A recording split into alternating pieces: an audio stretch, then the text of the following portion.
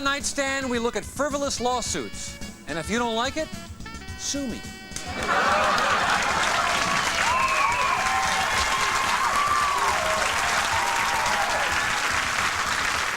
Thank you. Thank you. Overcrowded courtrooms, overburdened judges and clerks. The only thing more bloated than our legal system is Kathleen Turner. Many people say the system is out of hand thanks to lawyers like this one.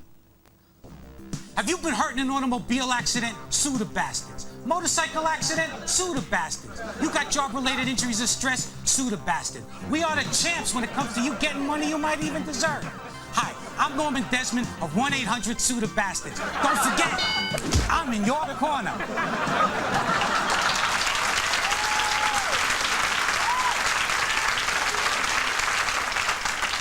Sharon Ann Kunstler, respected attorney from the law firm of Howard, Howard & Fine, and winner of Lawyer of the Year from the New York State Bar, where ladies drink free on Thursday nights. Forgive me, Sharon Ann, you don't like commercials like these, do you? Well, of course, quality legal services should be available to everyone, Dick. But commercials like this encourage abuse of our legal system. Hey, those commercials show the little... Whoa. Norman Desmond, attorney and president of 1-800-SUE THE BASTARDS. I haven't introduced you yet. Also with us is Norman Desmond, attorney and president of 1-800-SUE THE BASTARDS. Now, Norman, how do you respond to Sharon? Well, Dick, what I think is if you're just a little guy going up against some rich guy or some big corporation, you don't know where to turn. My ads let John Q. Little Guy know that there's a place where he can turn to for help. I don't think Sharon Ann's buying it. No, I guess I missed Sleazy Commercials 101 at law school. Hey, It's called marketing, sweetheart. Yeah, it's called exploitation. And don't call me sweetheart. That's condescending and it's sexist. You know, yeah, thanks to the Norman Desmonds out there, the legal profession has been subjected to an onslaught of egregious, opprobrious, deplorable invective. Boy, nothing turns me on more than a gal who can wrap her lips around big three-syllable words. So is she right, Norman? Are you spoiling the image of professionalism forged by great legal minds like Johnny Cochran or that guy in the buckskin jacket?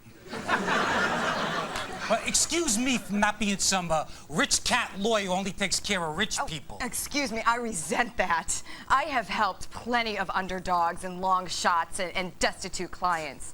My resume is filled with pro bono cases. Well, I'm with you. Sonny had all the talent. Hey, wait. You want to know about helping people?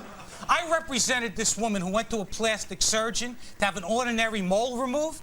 When she was revived from the anesthesia, both of her breasts have been enlarged. And that's a bad thing?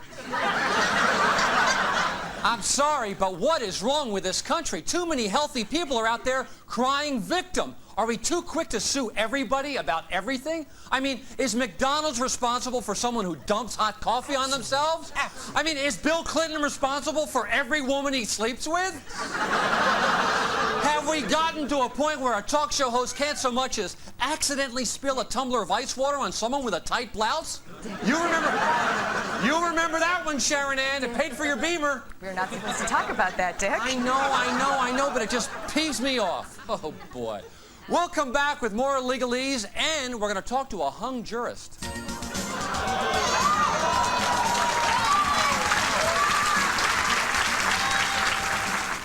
You've reached the law offices of 1-800-SUE THE BASTARDS. If you've been hurt in an auto accident, press 1. If you've really been hurt in an auto accident, press 2.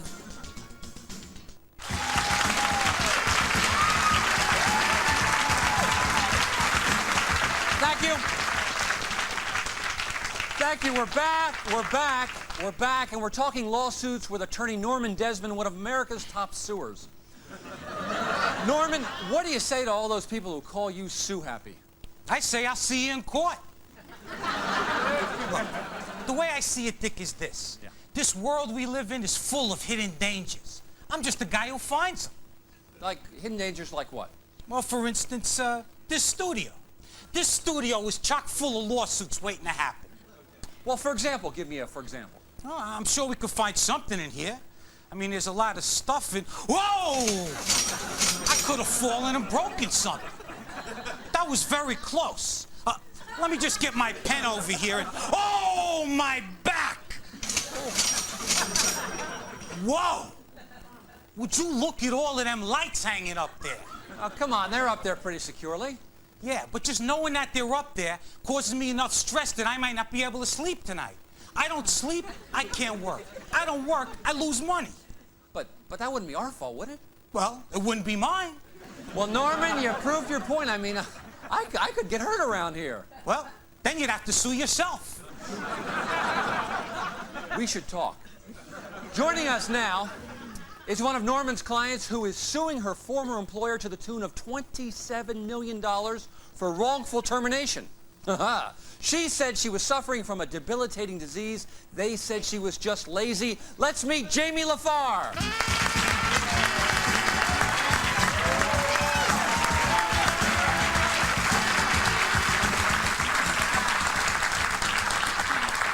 Now, Jamie, $27 million. I guess the obvious question is, are you single?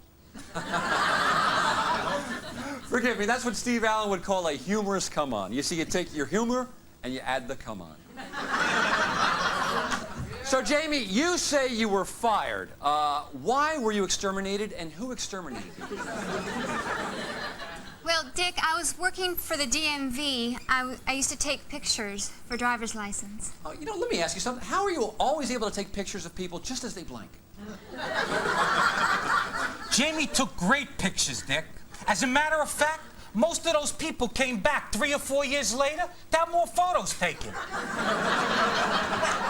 Well, Jamie, you tell us why were you fired? Well, one day the stress of the job got to me, and I felt weak and tired, and I just didn't feel like going. Oh, give me a break. She works at the DMV. I mean, how stressful can that be, please? Well, I felt the same way. I was confused. Until I saw Norman's commercial, and then when I called him, he discovered I might be seriously ill.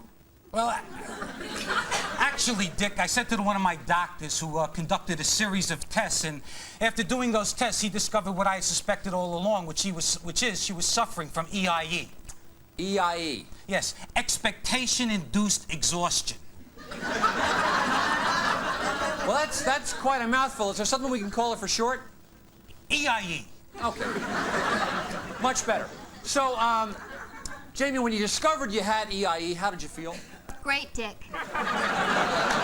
Learning of EIE made me realize that my total lack of motivation was no fault of my own. So how common is this syndrome? It affects many people, particularly government employees. For more specific details, you can contact the EIE Information Office. Well, that would be EIEIO. That's right. Yeah, here's a question way up here. Yes, ma'am. Yeah, I think this woman is just looking for an excuse to be lazy and make a living off the taxes taken out of my welfare check.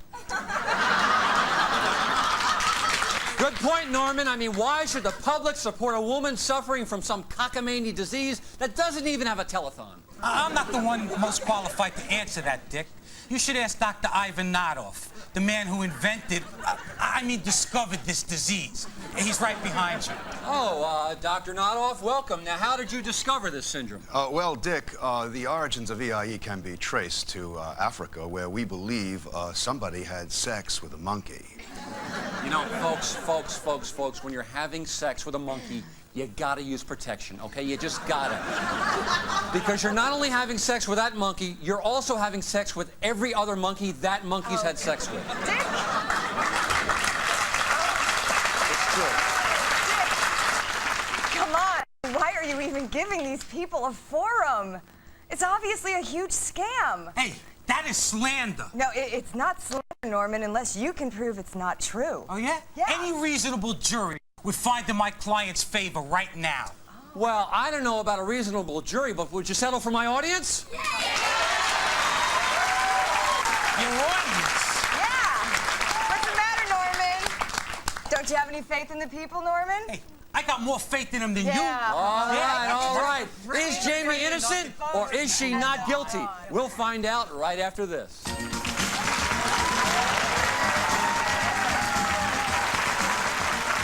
You've reached 1-800-SUE-THE-BASTARDS. If you've accidentally committed a premeditated double murder, press 5. If it was just domestic discord, press 6. 7 days from a week ago on Nightstand. Look at me. I'm wasting away. You know, with all due respect, you don't look anorexic. You're just saying that to make me feel better. I'm nothing but skin and bones. I can't gain an ounce. Overweight anorexics. Only on Nightstand.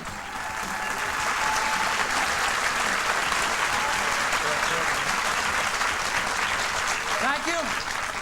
Thank you, and welcome back to our version of the People's Court. The issue is the credibility of this woman, Jamie LaFar, and representing her incredibly weak story is her so-called attorney, Norman Desmond. Serving as the unbiased judge is attorney Sharon Ann Kunstler, and because I'm so confident that Mr. Desmond and his client are hoodwinking the public, and because it's the best part, I'll be prosecuting this case. Thank you. I've also chosen 12 fair-minded members of our audience to be the jury, and of course you folks at home will be our TV audience. But first, a question. Yeah. I have a question for Dr. Nodoff. Yeah, yes. yeah. Yes, you were saying that you can get sick and catch EIE from having sex with monkeys? Yeah, that's correct. Are there any other animals we should be wary of? Good question. Not as far as we know. Thank you, Doctor. All right. Let's get ready to litigate. Take it away, Counselor Kunstler. Okay, both attorneys, are you ready? Yes. Just let me get my lawsuit on. All right.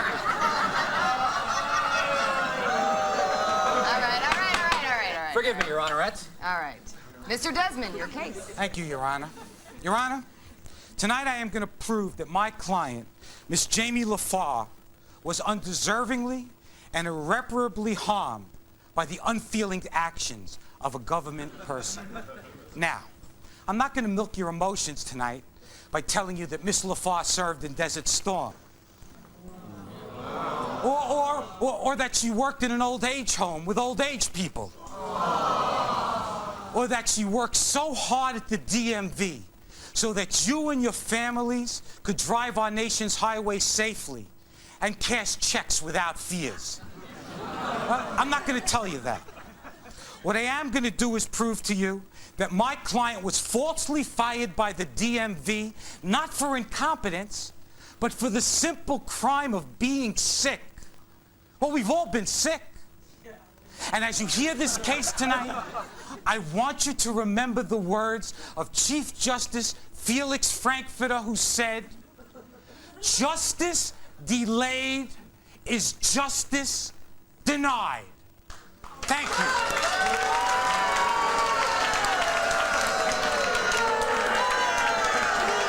All right.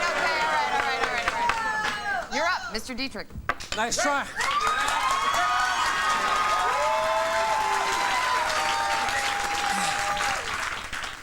Nice try, Normie.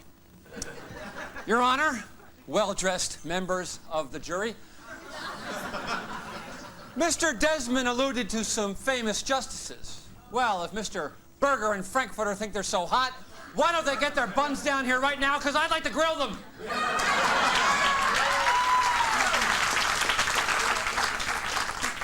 In fact, I relish the change. Thank you. All right.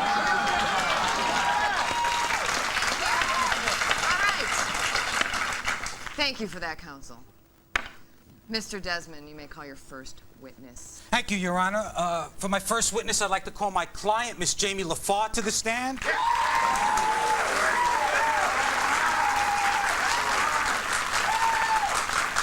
Now, Miss LaFar, during March of last year, where were you employed? I was working for the Department of Motor Vehicles. Okay, and then what happened? Well, one night I went to bed sleepy, and I woke up groggy. So, you were exhausted. That's right. I barely had enough energy to watch Kathy, Lee, and Regis. Objection! Kathy Lee would exhaust anybody. All right. It's overruled. Sit down, Mr. Dietrick. Sit.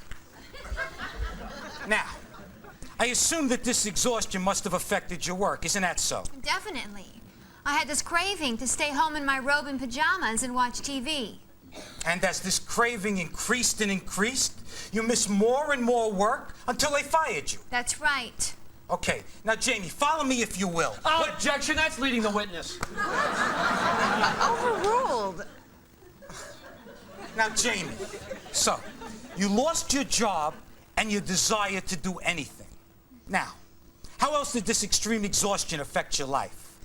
Well, the EIE increased my appetite for sex so that it became an almost overwhelming obsession. Objection, objection. How do we know she has a big sex drive? I'd like to see a photo, or better yet, a video. That is overruled, and I'm warning you, Mr. Dietrick. Sit. Now, could you tell us how your husband reacted to this new sexual appetite that you had? Well, at first he liked it, but then it intimidated him, and he avoided me. I tried wearing lingerie, thong panties, but nothing could turn him on anymore. And soon he left. So, you lost your job, you lost your husband, and you lost your faith in humanity. I'm sorry. I have no further questions. It's your witness, Mr. Dietrick.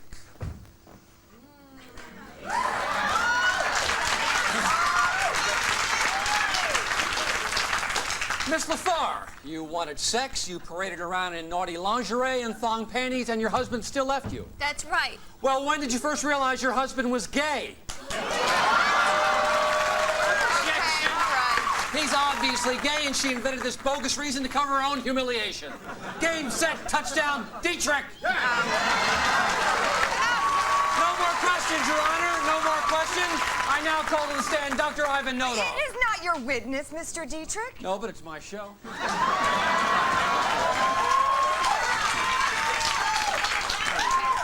Dr. Nodoff, you say that Jamie was suffering from EIE. Yes, that's correct.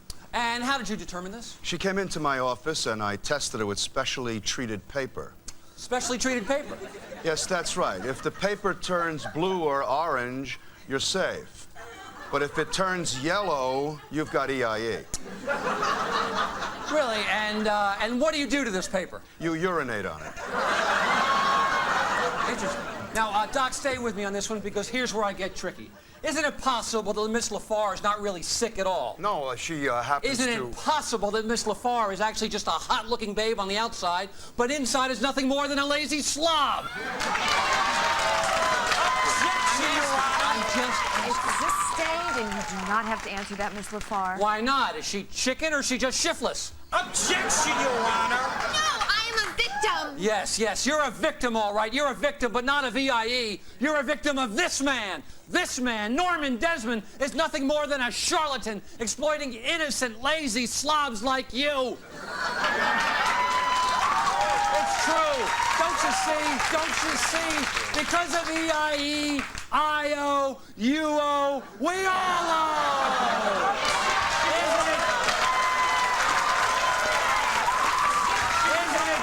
Isn't it also true that this is a gross abuse of the legal system? Isn't it also true that the tomato's not a vegetable but a fruit? And isn't it also true that Keanu Reeves can't act to save his life? Maybe. Isn't all that true, Mr. You are out of order, Mr. What's that? Dietrick! You are out of order! No, you're out of order, and you're out of order. This whole court's out of order. This legal system is out of order. Am I right? Am I right? I can't hear you. Are they guilty?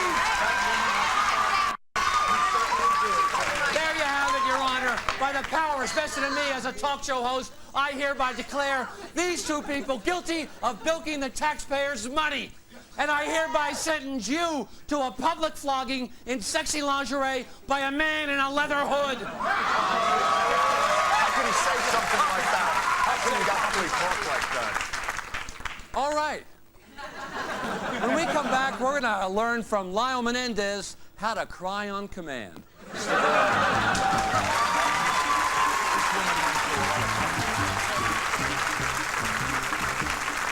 You've You've reached the offices of 1-800-SUE-THE-BASTARDS. If you've opened a soda can and found a dead rodent, press 7. If you were injured while breaking into someone's house, press 8.